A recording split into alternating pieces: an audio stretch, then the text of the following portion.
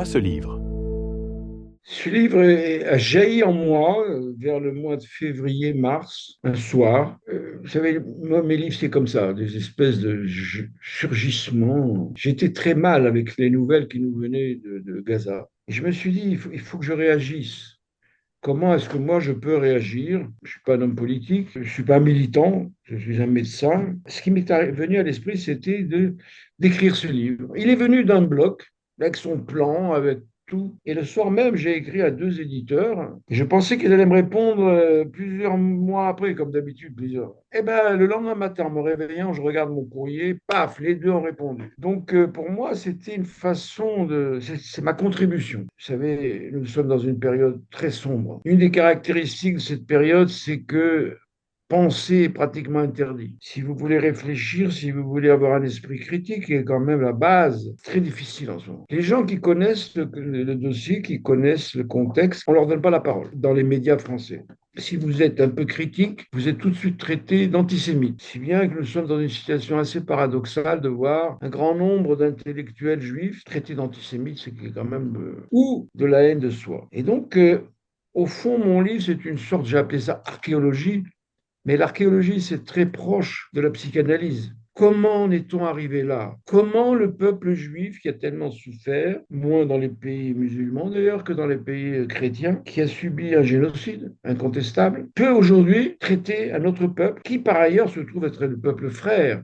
Madame Rima Hassan vient de publier un texte où elle montre qu'elle a des origines juives. Je vais vous dire la vérité, c'est une souffrance personnelle tous les jours, de voir ces nouvelles qui nous viennent de Gaza. Ces pauvres enfants qui meurent, qui ne sont pas soignés, ces femmes qui meurent, ces gens en général, n'est-ce pas? C'est une souffrance. Quand on est un être humain, Jean-Jacques Rousseau l'avait dit, il y a en nous une espèce de potentiel de pitié, de sympathie. Il semblerait que la soldatesque israélienne a perdu tous ses sentiments humains. Quel est votre lien avec le sionisme? Je suis un ancien sioniste moi-même, mais un vrai. Je ne suis pas un sioniste du café de Flore, comme nos brillants intellectuels, là. Enfin brillants, c'est une façon de parler ironique. Moi, quand j'étais sioniste, j'ai été vivre là-bas. J'ai vécu pendant 3 ans en Israël. J'ai beaucoup souffert pendant ces 3 ans. J'ai quand même occupé un poste de responsabilité à l'hôpital psychiatrique de Beersheba, dans le Negev. J'avais autour de moi une équipe d'au moins une vingtaine de personnes. J'habitais Jérusalem, donc je faisais cette navette-là, Jérusalem, Beersheba, Beersheba, Jérusalem. J'ai assisté au début de l'Intifada 1, et donc j'ai connu de l'intérieur la société israélienne. Vous savez, la société tunisienne, où je suis natif, nous les Tunisiens, je crois que c'est une partie que nous sommes des gens sympas. Nous aimons bien, nous n'aimons pas la guerre, nous aimons surtout le plaisir de vivre. Un Tunisien, c'est quelqu'un qui aime vivre. C'est comme ça. Et là-bas, en Israël, vous n'avez pas une idée des tensions sociales, relations, de rivalité permanente, d'hostilité entre les gens, entre les Israéliens. C'est pas... Le sionisme tiraille à la société israélienne? Oui, parce qu'il y a des gens qui nous disent que le sionisme, au départ, c'était quelque chose, une société de justice, de liberté. Bullshit. C'est une blague. Quand vous voyez comment ça se passait, malheureusement, parce que je pense, moi personnellement, je vais vous parler comme une utopie, il y avait une nécessité pour les Juifs, surtout de Russie et d'Ukraine, de la région qu'on appelle de résidence. Il y a eu, à partir de 1880, une persécution et des pogroms à partir de la mort d'Alexandre II, qui avait été assassiné. Et comme on dit en tunisien, Ras el Fartas Karim Rabbi, la tête du chauve est plus proche de Dieu. C'est-à-dire que c'est souvent sur le chauve qu'on tape dessus. Donc, on a accusé les Juifs d'être à l'origine de cet assassinat, alors que ce tsar était plutôt favorable aux Juifs. Il a permis une amélioration. Mais il y a eu des pogroms. Bon.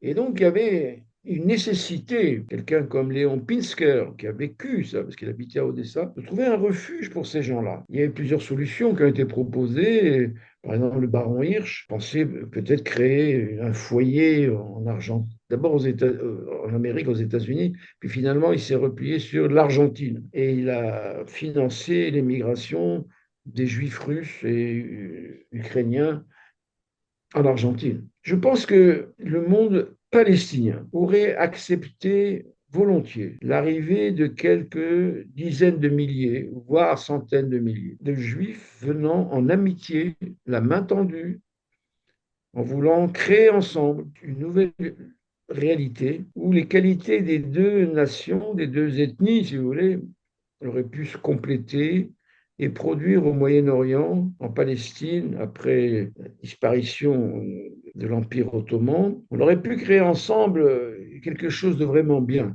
Et d'ailleurs, je crois que le roi Abdallah, le roi de Jordanie, avait dit quelque chose comme ça. Mais il ne voulait pas ce qu'on appelle le sionisme. Le sionisme, il faudrait d'ailleurs préciser ce nom. Ce nom est tardif. Il a été créé en 1892 par un journaliste qui s'appelait Birnbaum.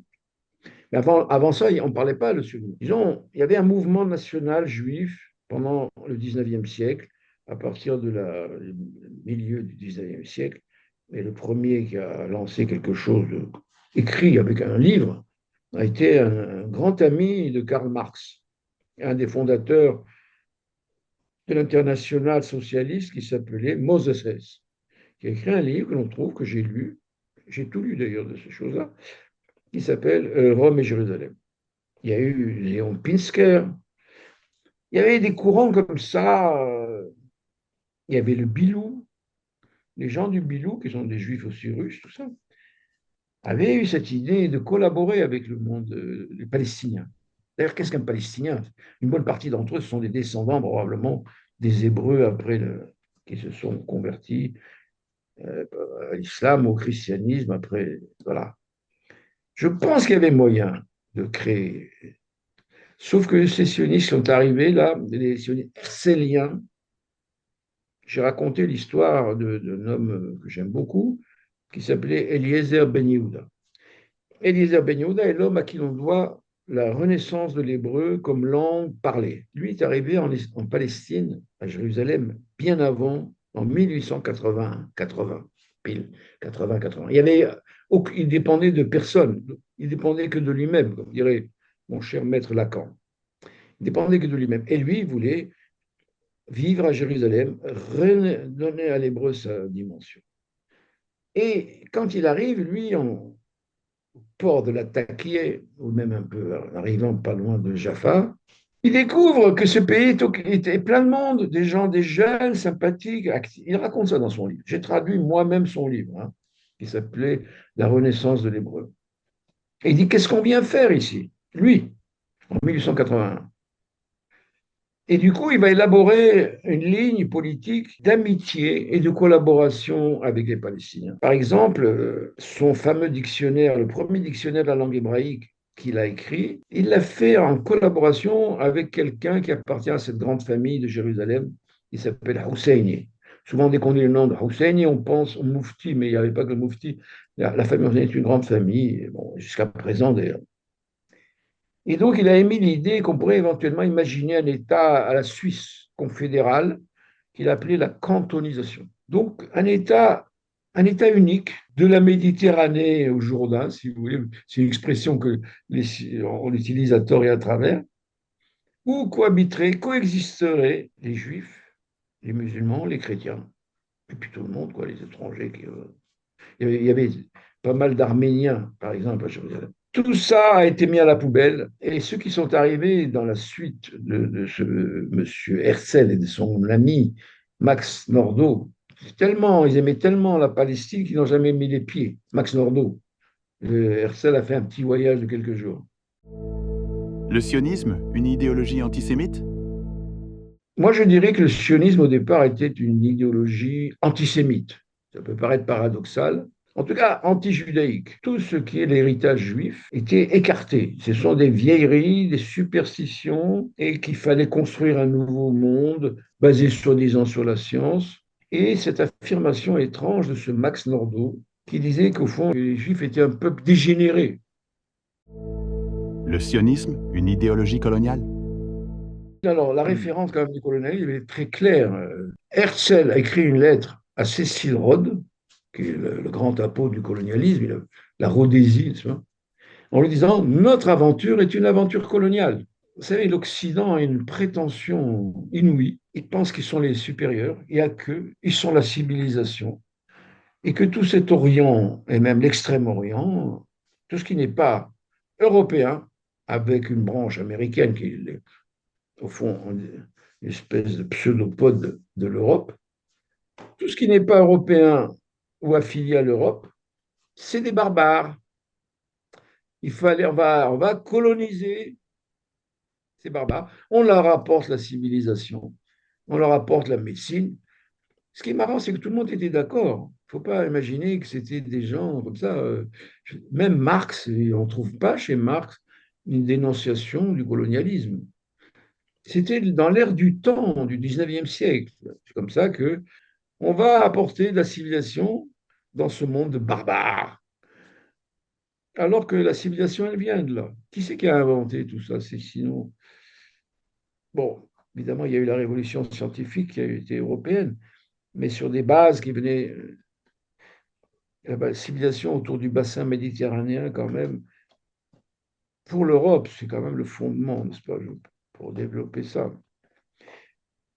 Et donc, ces gens-là sont arrivés sur des bases assez. Ce sont des juifs russes, polonais, sur des bases un peu ethniques. Prenez Hannah Arendt, qui est quand même une femme admirable, elle avait un certain mépris pour les juifs orientaux, pour les juifs qui venaient des pays arabes. On trouve ça dans sa fameux livre sur le procès Eichmann. Et le mérite, moi, je ne l'aurais pas vu si je n'avais pas lu le livre de cette excellente femme qu'on déteste, moi que je trouve qu'elle est très intéressante, qui s'appelle Judith Butler. C'est une juive qui revendique son judaïsme et qui, depuis le début, s'est opposée au nationalisme juif. Et c'est pour cela qu'elle a été très mal vue en France. Elle devait faire des conférences à Beaubourg. Elle a été interdite. On en est là aujourd'hui. Dès que vous avez une position, vous dites quelque chose qui ne va pas selon le récit, le storytelling qui vient de Tel Aviv, vous êtes, vous êtes exclu. C'est incroyable. On est dans une espèce de période fascisante. Il y a un professeur allemand dans une université allemande qui a dit l'action du 7 octobre, dont les modalités sont critiquables, parce qu'il y a une barbarie là-dedans, mais c'est un acte de révolte. Mais c'est évident que c'est un acte de révolte. On peut critiquer, condamner ce qui a été fait dans cet acte de révolte, mais c'est un fait que c'est un révolte. Pour une phrase comme celle-ci, comme moi je n'ai aucune responsabilité, on ne peut pas me virer de quoi que ce soit, même pas de chez moi, puisque je suis. Bon. Et ben ce professeur a été licencié de l'université allemande où il travaillait. Les Allemands sont parmi les plus grands supporters de l'action d'Israël. Évidemment, comme ils savent faire des génocides, ils ont trouvé des cousins germains qui font des génocides, je dirais. Donc, actuellement, l'Allemagne a une position très critiquable. La France, même pas aussi grossière que celle de l'Allemagne. Ce qui est triste dans l'affaire, c'est que le dirigeant, le chancelier, est socialiste, soi-disant. Il faut toujours se méfier un peu des socialistes. Ils ont l'habitude, ça, Lénine ne les aimait pas. Il avait Ils ont tendance à basculer d'un camp dans l'autre avec une grande facilité, sauf quelques individualités, bien évidemment, brillantes, mais bon, souvent, monsieur Olof, je ne sais pas quoi, là, a dit qu'il soutiendra Israël quoi qu'il arrive. Voilà, et il n'y a pas longtemps. Hein. Donc, ce racisme de cette idéologie qui est née avec Herzl. Que pensez-vous de l'œuvre de Theodor Herzl? Il a écrit, alors on dit, il a écrit un livre qui a fondé le sionisme. Ben, je peux vous assurer que si vous lisez ce livre de Herzl, qui n'est pas très long en plus, qui s'appelle État des Juifs, mais c'est un truc dingue. J'ai jamais vu un livre aussi mauvais. Il est ennuyeux possible. C'est un truc de bureaucrate. La seule chose qui a été retenue, rien de ce qu'il a proposé ne s'est fait, hein. Mais avec son ami Max Nordau, ils ont créé cette bureaucratie qu'on appelle l'Organisation sioniste mondiale, qui est très autoritaire. Vous n'avez pas le droit de penser dans ce truc-là. Vous êtes obligé de suivre. Et rien à part ça de ce qu'il a proposé. Mais c'est des choses ridicules. C'est vraiment un livre ridicule. Il y a d'autres livres qui ont été écrits sur le mouvement national juif, beaucoup plus intéressants, beaucoup plus proches, comme par exemple le livre de Léon Pinsker qui s'appelle Auto-émancipation, que j'ai lu. C'est un livre d'ailleurs très très court, une espèce de petit pamphlet d'une vingtaine de pages, mais qui a joué un grand rôle quand même dans le mouvement national juif. Vous parlez de mouvement national juif?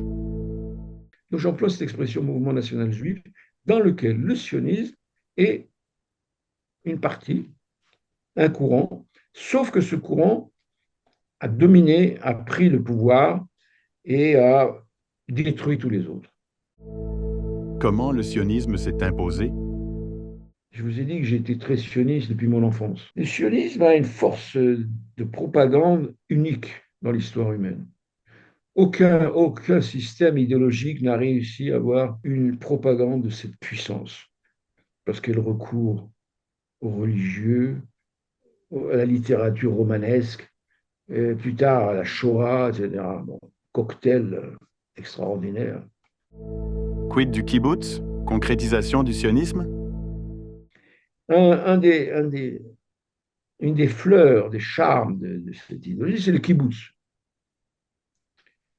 C'est une expérience extraordinaire de réalisation d'un communisme véritable, sauf que quand vous examinez de près ce kibbutzim, il y avait chez eux un côté raciste.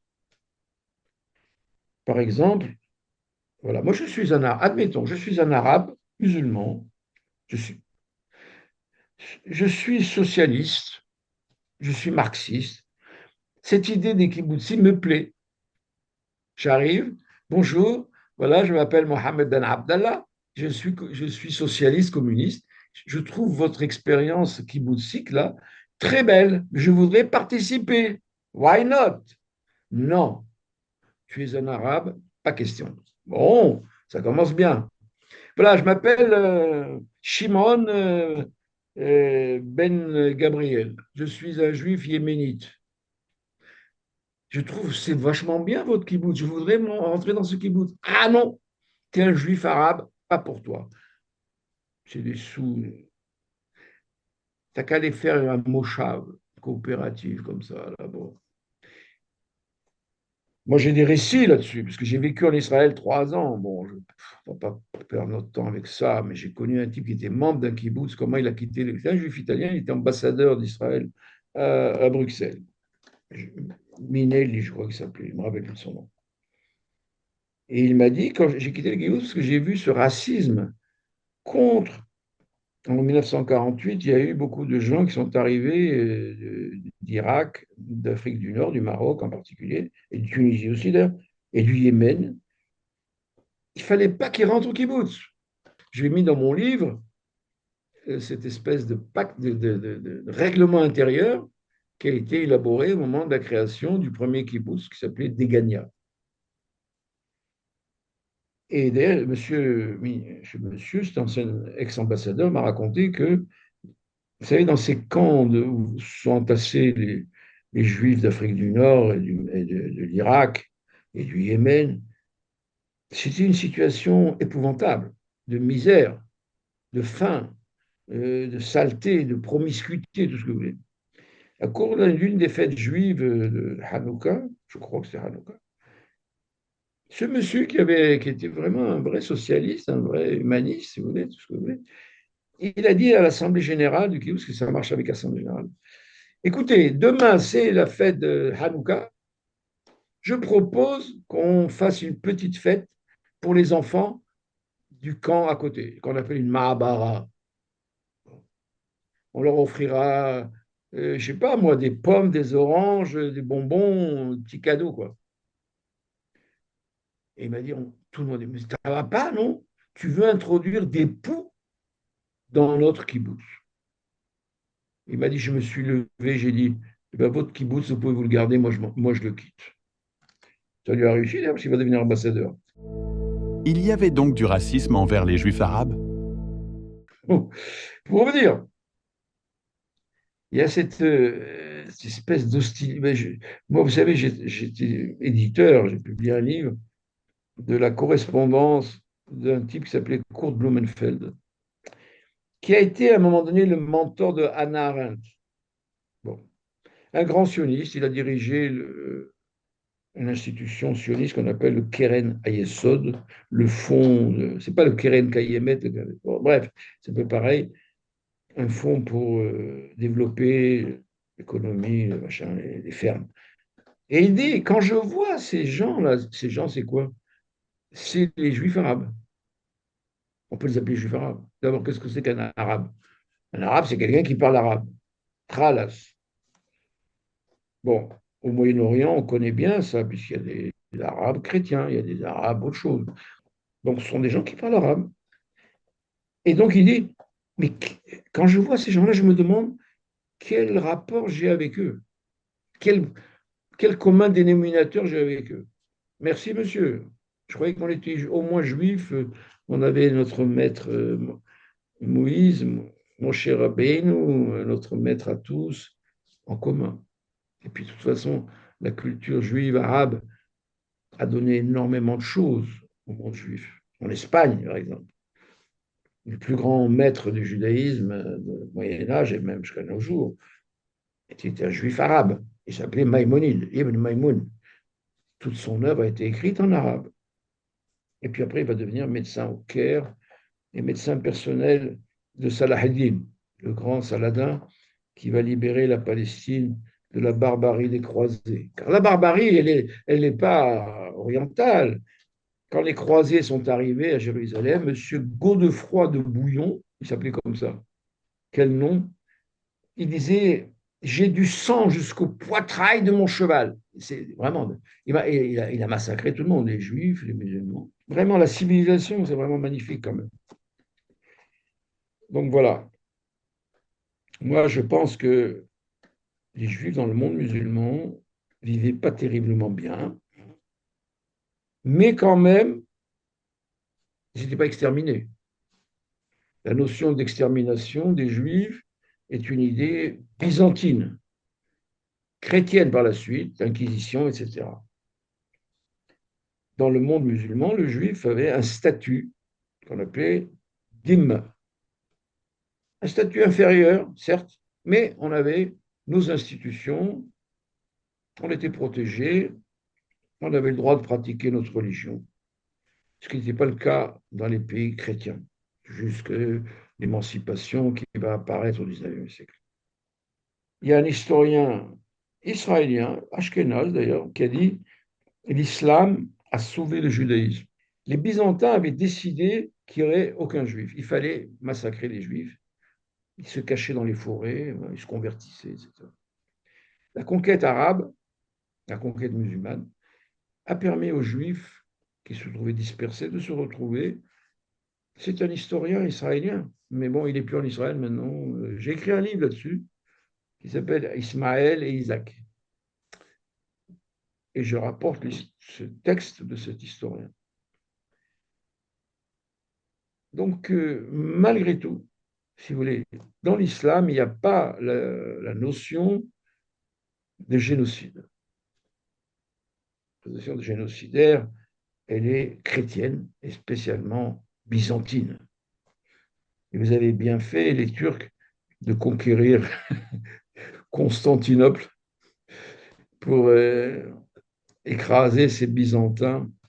Le sionisme a-t-il créé un juif nouveau? Moi, je pense que le projet de faire un homme de type nouveau, un juif de type nouveau, ils l'ont réussi. Contrairement au marxisme qui a voulu faire un homme nouveau, ils n'ont pas réussi. Le sionisme a réussi à faire. Mais nouveau ne veut pas dire meilleur. Ils ont changé complètement les paramètres traditionnels de la culture juive. Par exemple, l'amour de l'étude a été remplacé par l'amour de l'armée. Vous parlez d'une génétique du sionisme? J'essaie de trouver les gènes, la génétique du sionisme, parce que les gens, cette histoire compliquée du 19e siècle, comment on a abouti à cette espèce de chose. Aujourd'hui, la situation pour moi au Moyen-Orient, c'est une folie. C'est de la folie. Nous en sommes à peut-être 100 000 morts. Un pauvre pays comme le Liban est en train d'être ravagé tous les jours. Beyrouth, capitale du monde, de ce pays qui est par ailleurs déjà est dans une situation difficile, tous les jours bombardé. On bombarde tous les jours Gaza. Alors qu'est-ce qu'il y a à bombarder à Gaza? On a tout détruit et on continue à bombarder. C'est ce que j'appelle une folie. Et donc, comme je suis psychiatre, je me suis posé la question. La folie, ça ne vient pas comme ça, il y a des causes de la folie. Comme j'ai un maître qui s'appelait Jacques Lacan, il avait fait une théorie de la folie comme conséquence de ce qu'il appelait une forclusion. C'est quoi une forclusion? C'est quand vous avez rejeté quelque chose de fondamental et vous êtes du même coup décroché de la réalité. Le sionisme s'est construit dans un décrochage par rapport à la réalité.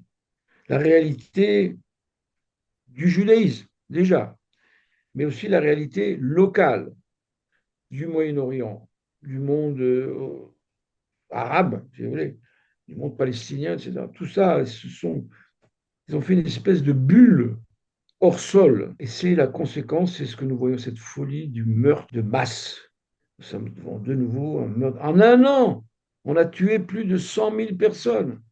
Il y en a même eu 300 000 blessés peut-être. Donc c'est une folie.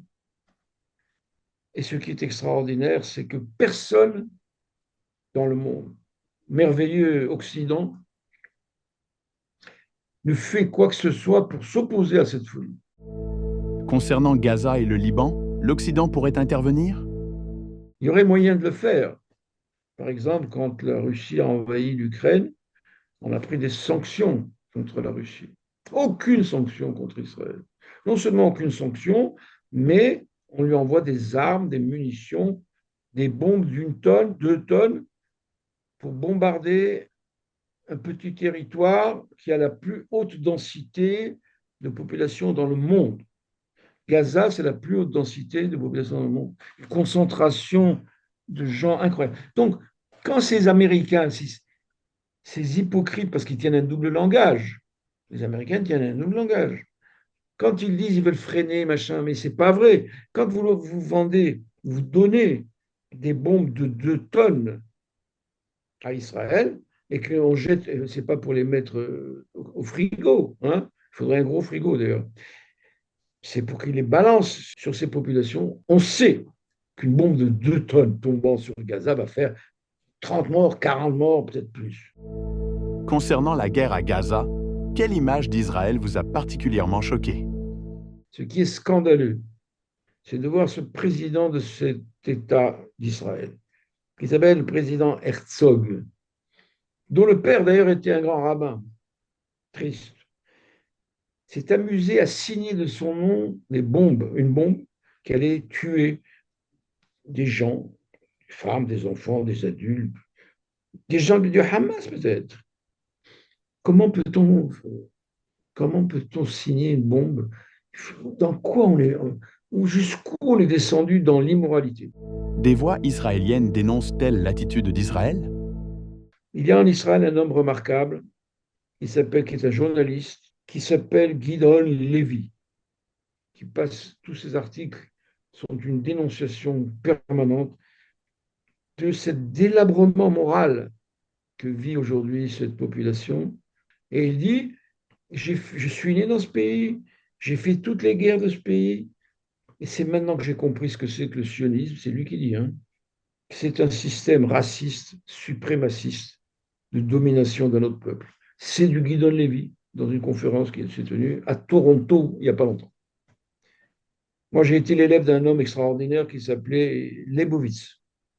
dont j'ai traduit 7 livres de l'hébreu en français, et qui a traité les actions israéliennes de judéo-fascisme, de judéo-nazi. Ça, c'est M.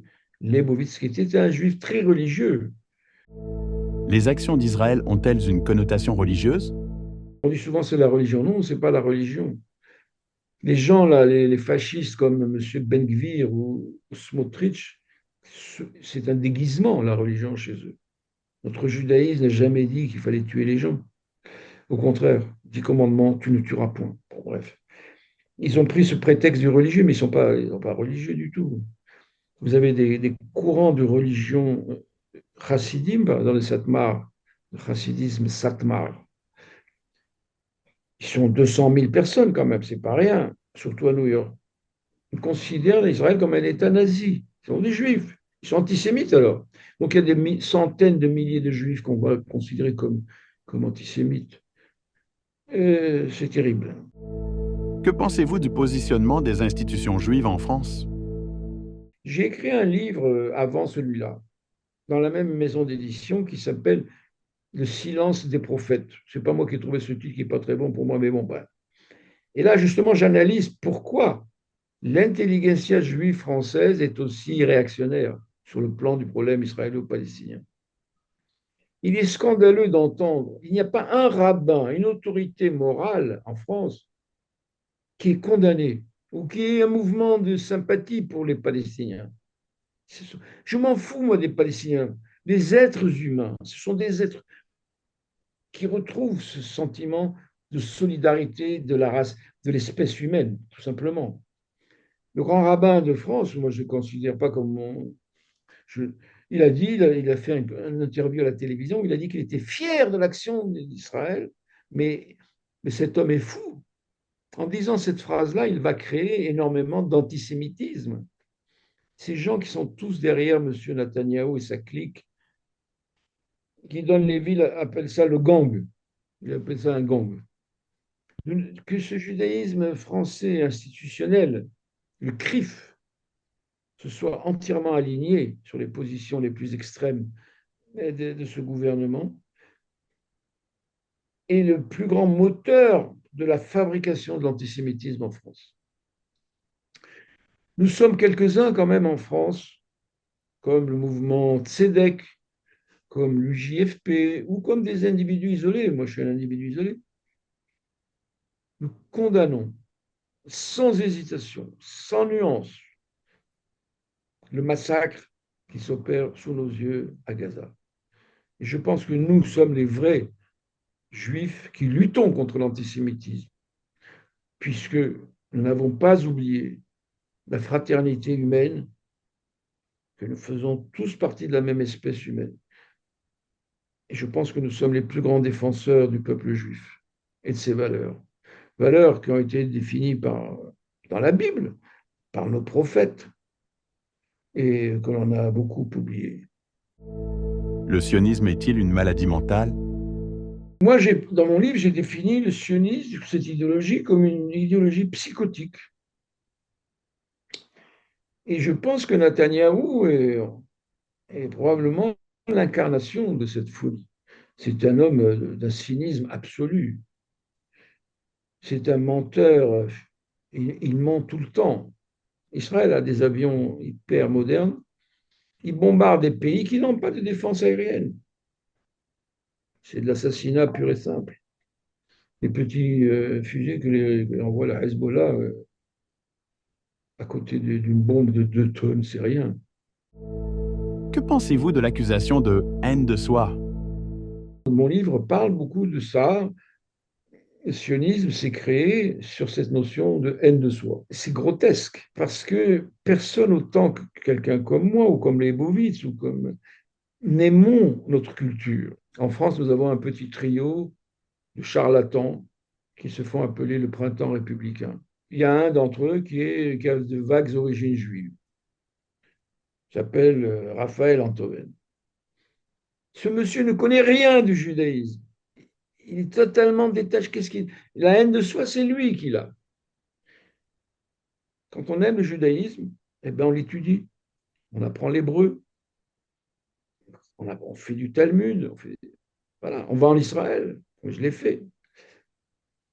Ce sont des clowns. Ce sont des clowns. La haine de soi, c'est eux qui l'ont, puisqu'ils ont rejeté les fondements. Un jour, je devais parler à un de ces braves gens. C'était le jour de Kippour, le jour le plus saint du calendrier hébraïque. Ils m'ont dit, il voudrait vous parler, mais il faut lui téléphoner. Il est au festival du film de Casablanca ou de Marrakech. Mais je dis, ah, c'est Kippour. Et alors, c'est Kippour.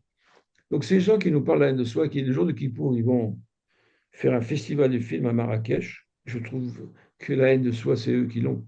D'ailleurs, ces gens, les pauvres, qui ont été massacrés là, dans la rave party, cette rêve partie n'aurait pas dû avoir lieu. C'était un jour sacré, c'était Shabbat, c'était Simchat Torah. Tout ça n'avait aucune valeur pour eux. Ils étaient là à se droguer. Bon. Ils ont payé tellement cher.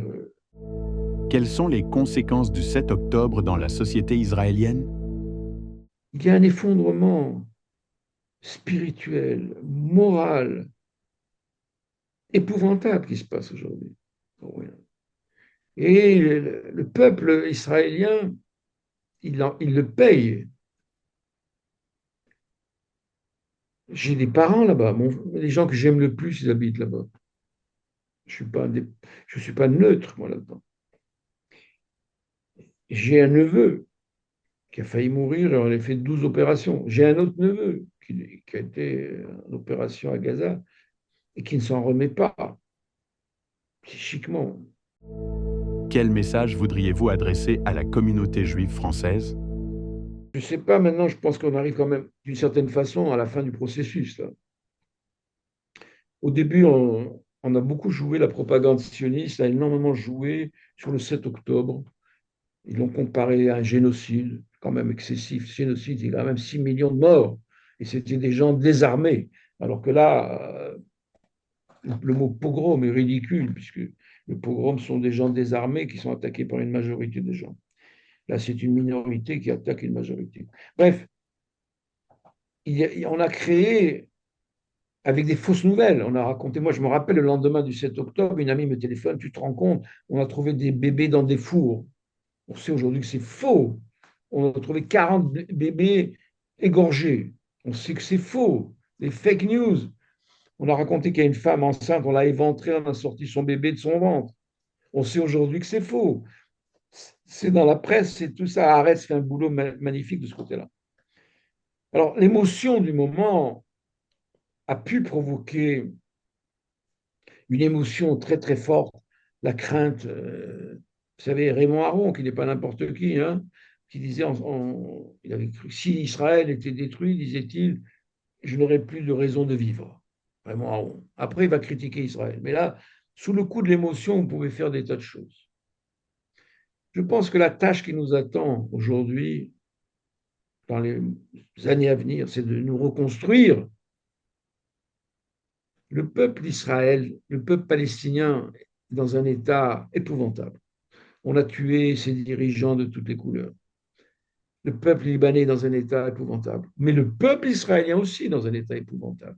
L'armée israélienne qui bombarde, qui tue, etc., ils sont dans un état très.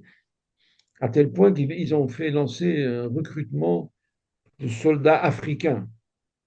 Il y a des gens, des immigrés d'Afrique, de Somalie, de je ne sais où, qui sont en Israël, qui sont en Israël et qui sont dans des camps de réfugiés.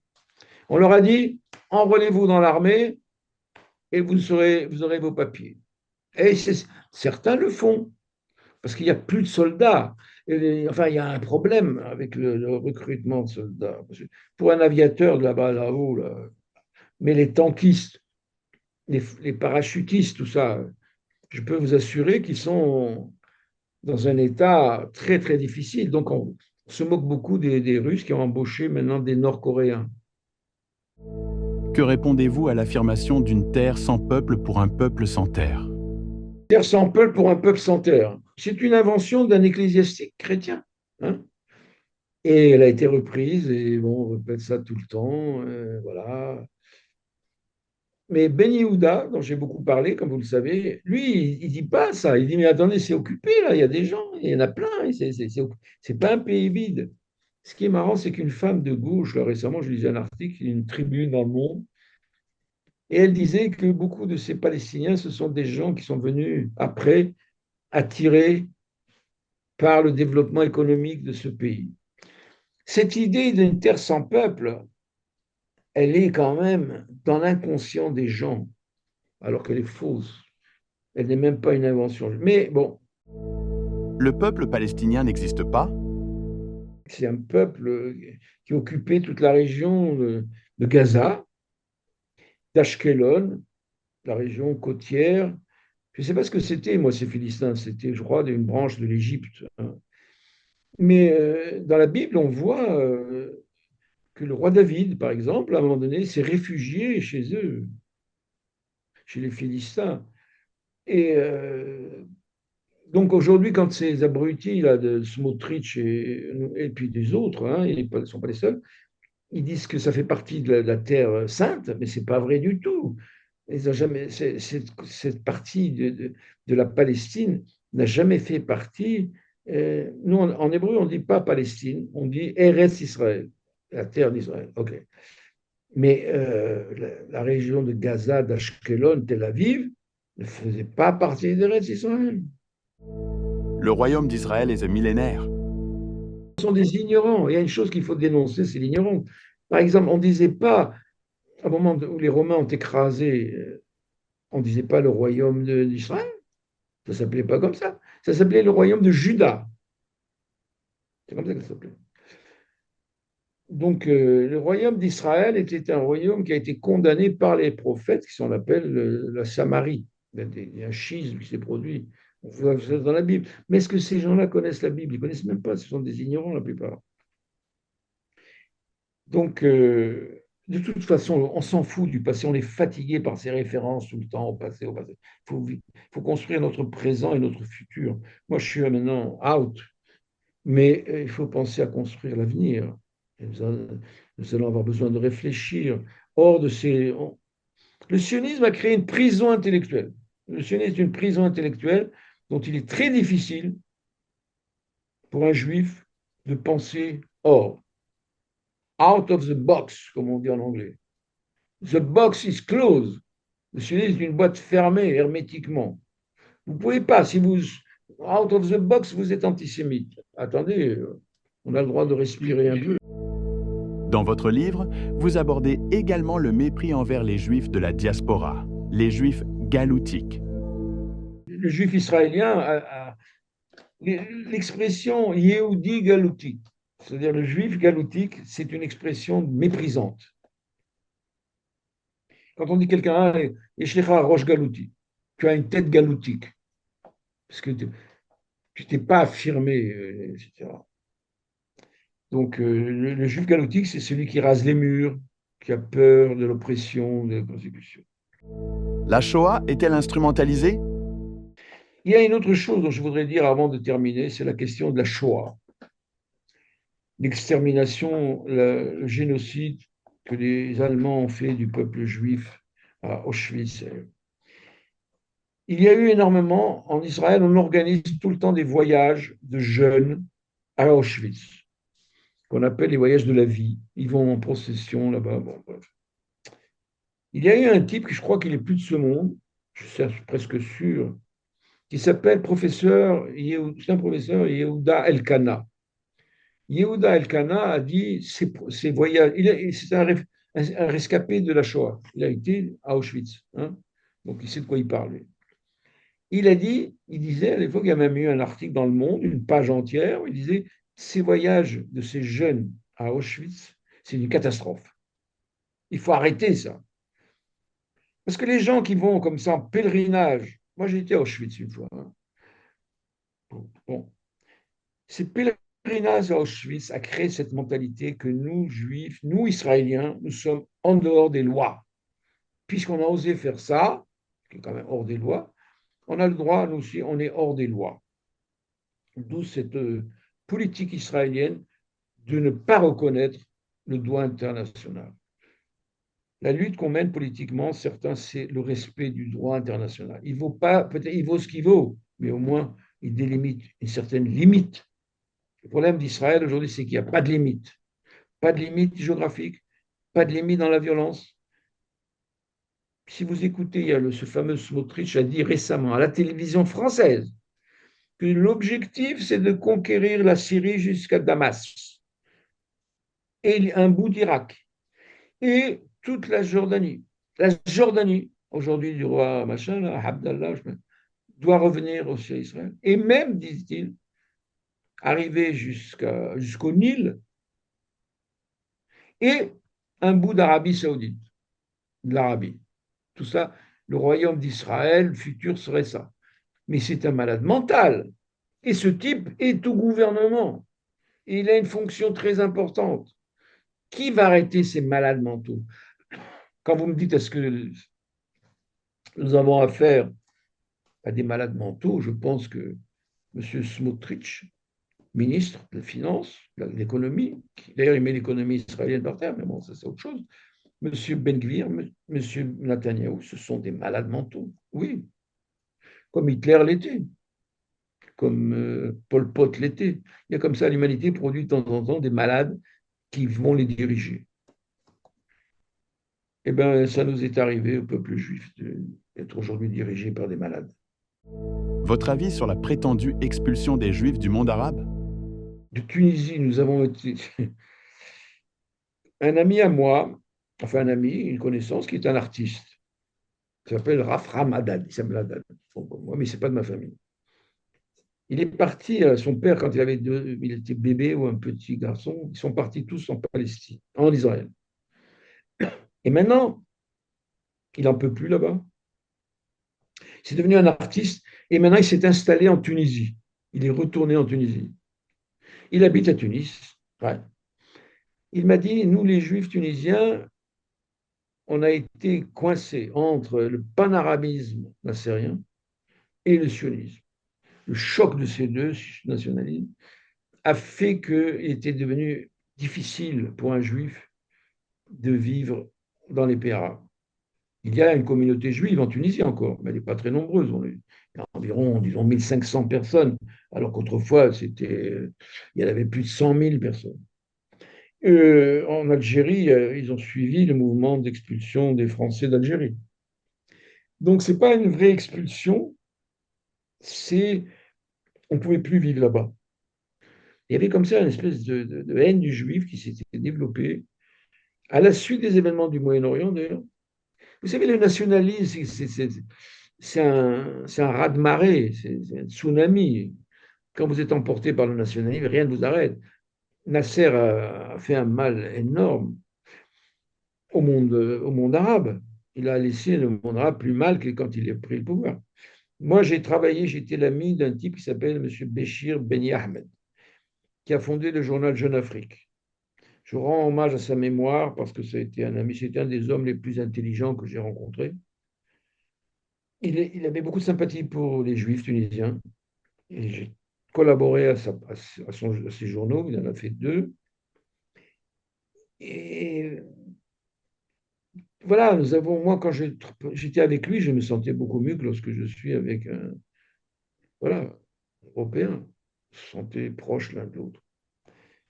Nous devons, moi je pense qu'un jour quelqu'un m'a dit, en Tunisie, on vous reconnaît, vous n'avez pas le droit d'être président. J'ai dit, qu'est-ce que j'en ai à foutre? Moi, je suis très content d'être minoritaire. Je pense que l'intelligence juive gagne à être minoritaire. On n'est pas dans le troupeau. On est en dehors, on est à part. On continue. Ça a donné des grandes œuvres. Je ne sais pas si je fais une grande œuvre, mais j'ai fait quand même une œuvre, quand même, quelque chose. Vous savez, l'histoire est tragique. Non, on n'a pas été expulsé, mais ça dépend où. Hein. En Égypte, oui, il y a eu des expulsions en 56.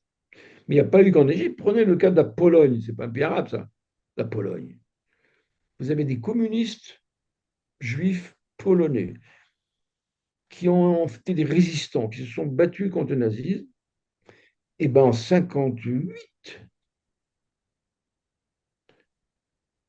plus tard même, je ne sais plus, ils ont été expulsés de Pologne. Le vice-ministre des Affaires étrangères. En 1945, les rescapés de la Shoah, et certains ont subi des pogroms en Pologne. Donc, vous savez, c'est l'espèce humaine qui est comme ça, elle est méchante, l'espèce humaine.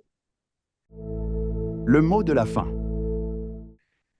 C'est ce que j'ai appelé, moi, j'ai écrit un livre, c'est mon œuvre actuelle, le complexe de Cain. Vous savez, Cain et Abel, on ne supporte pas l'autre et on a envie de le tuer.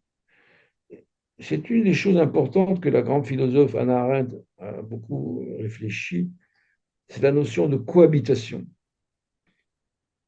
J'ai pas voulu vivre dans le même monde que vous, moi, mais vous êtes là, je suis là, et ben on fait avec. Il faut cohabiter. C'est le grand mot d'ordre. Le nazisme n'a pas voulu cohabiter avec les Juifs. Les Israéliens ne veulent pas cohabiter avec les Arabes, avec les Palestiniens. Ils sont chez eux. C'est ça le malheur.